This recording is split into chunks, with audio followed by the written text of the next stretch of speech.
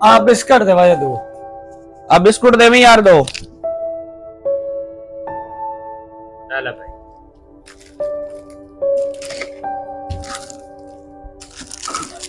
आ बकाया भी देवे भाई। अच्छा देना 1 मिनट।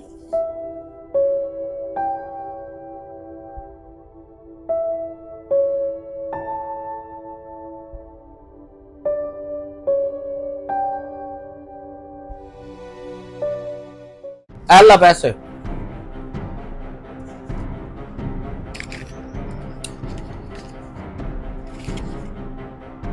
भाई अब मैंने लगा पैसे ज्यादा दे देते मैंने। भाईजान ज्यादा नहीं दिते, तू मैंने 500 दिता सी तो बकाया तेन पैसे दिते ने। नहीं भाई मैं ਤੁਹਾਨੂੰ 500 रुपए नहीं दिता, ਤੁਹਾਨੂੰ ਮੈਂ 100 रुपए ਦਿੱਤਾ ਹੈ, ਤੁਸੀਂ 500 ਸਮਝ ਕੇ ਮੈਨੂੰ ਵਾਪਸ ਕਰਤੇ ਨੇ। अच्छा वाकई यार 100 रुपया सी, तेनू किवें पता लग्या भी मैं 100 दिता है? यार की रौला पाई खरे जे। यार भाईजान इस बंदे नू नजर नहीं आंदा ते इन्हें मैनू दस दिता, तू मैनू बकाया ज्यादा दे दिता है।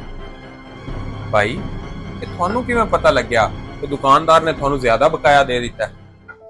ਭਾਈਜਾਨ ਹਰ ਨੋਟ ਤੇ ਸਾਈਡ ਤੇ ਨਾ ਲਕੀਰਾਂ ਜਿਹੀ ਹੁੰਦੀਆਂ ਨੇ, ਉਹਨਾਂ ਨੂੰ ਹੱਥ ਲਾ ਕੇ ਸਾਨੂੰ ਪਤਾ ਲੱਗ ਜਾਂਦਾ ਹੁੰਦਾ ਕਿ ਕਿੰਨੇ ਵਾਲਾ ਨੋਟ ਹੈ।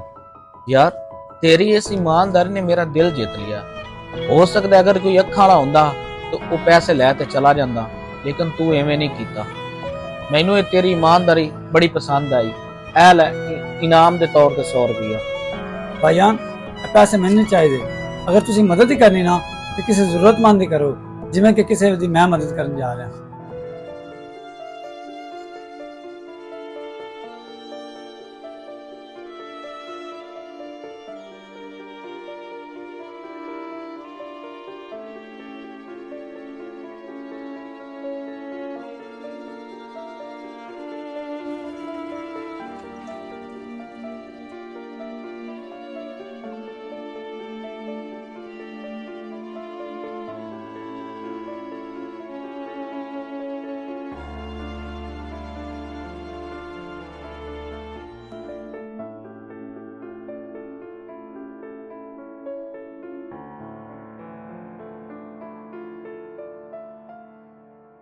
मेरे दोस्तों, नज़र ना आना कमज़ोरी नहीं, अगर दिल रोशन होवे तां ईमानदारी ਉਹ खूबी है ਜਿਹੜੀ ਨਾ ਵੇਖਣ ਵਾਲਿਆਂ ਨੂੰ ਵੀ ਦੂਸਰਿਆਂ ਤੋਂ ਮੁਮਤਾਜ਼ ਬਣਾ ਦਿੰਦੀ ਹੈ।